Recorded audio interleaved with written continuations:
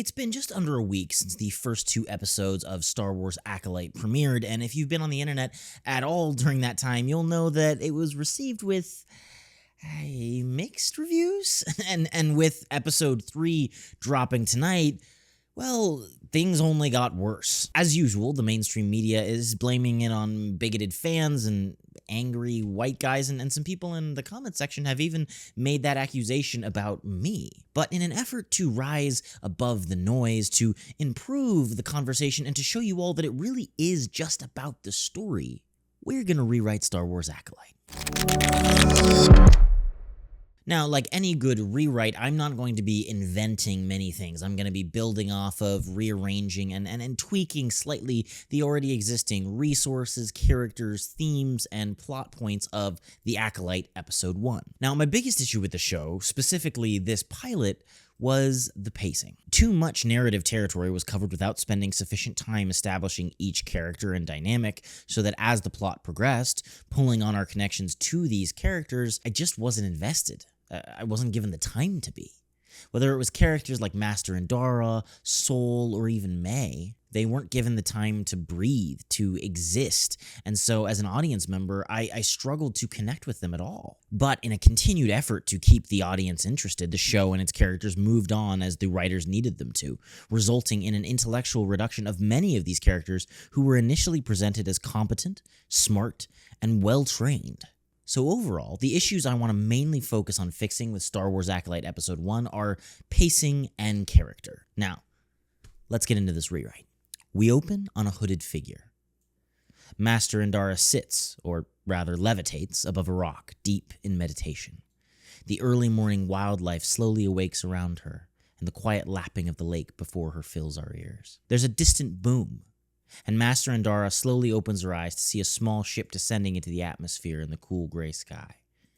Indara drops to the ground, collects her things, and begins to make her way back to town, waving at fishermen and farmers along the way.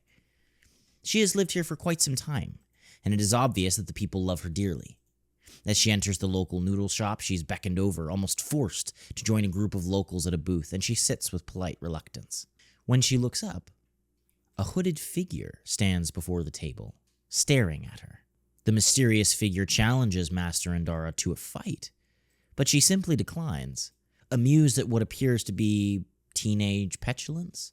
Without hesitation, the figure grabs a passerby and flings them violently to the ground. Indara leaps up, and a fight ensues. They go hand to hand, the hooded figure struggling to hold their own against the Jedi Master.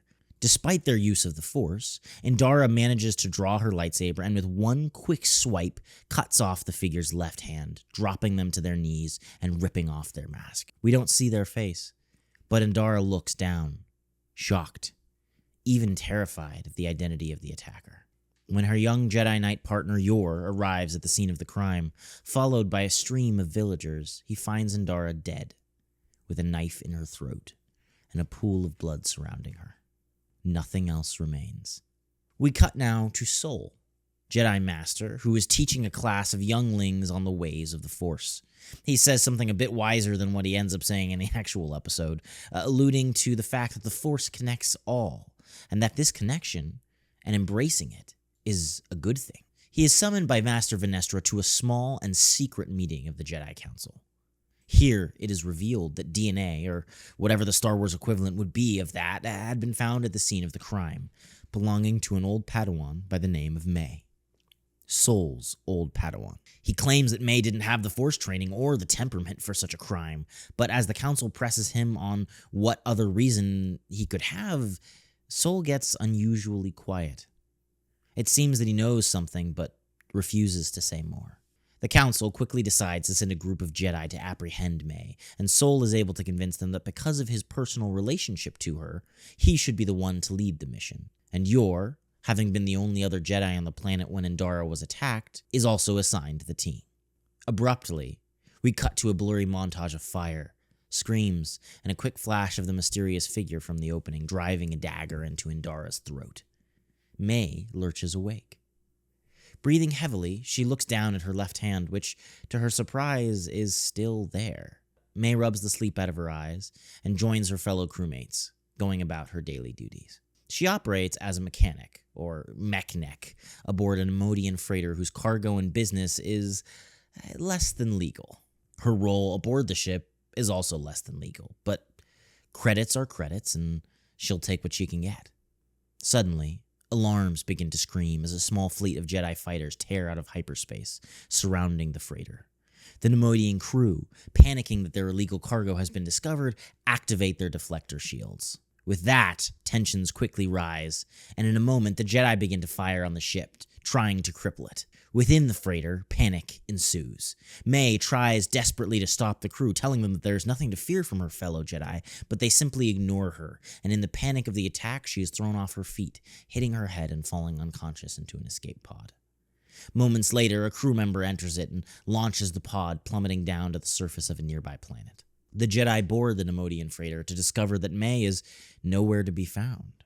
Yor, still eager to find the killer of Master Indara, demands that the Jedi search the wreckage on the planet below.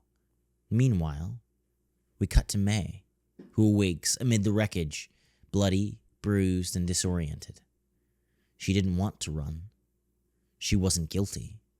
She had nothing to hide.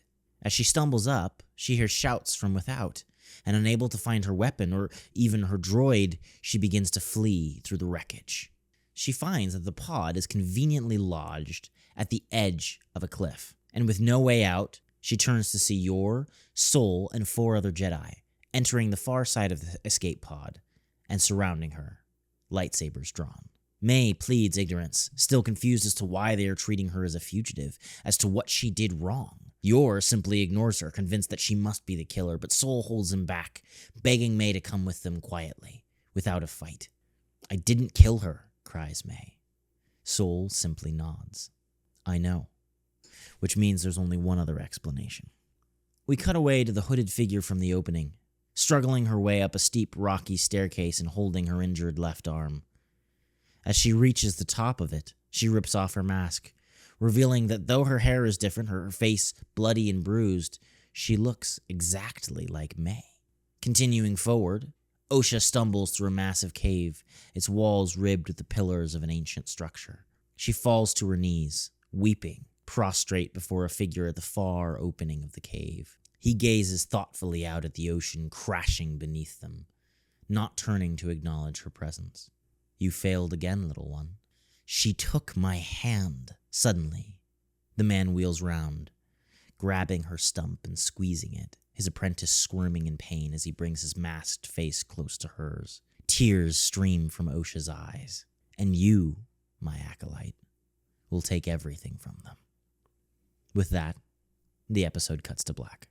Now, I'll be honest, I have never done anything like this. This certainly is something new for me and something that I would love to try more on the channel. It was a writing challenge, and certainly, I don't know, it was a lot of fun to kind of flex my writing capabilities and to practice what I preach, to really try and fix something. So I would love to do more of this in the future, but I really want to know what you guys thought in the comments down below. So please tell me, do you want to see more of this? Is there ways I can do this differently? I know there are a lot of different kind of rewrites on YouTube, and this was certainly on the more immersive side as opposed to the more summarizing side, but please let me know what you guys thought. What did you think of Acolyte Episode 3? My retelling of the Star Wars Acolyte Episode 1? Let me know in the comments down below. And as always, keep reading, keep writing, and I'll see you all in the next video.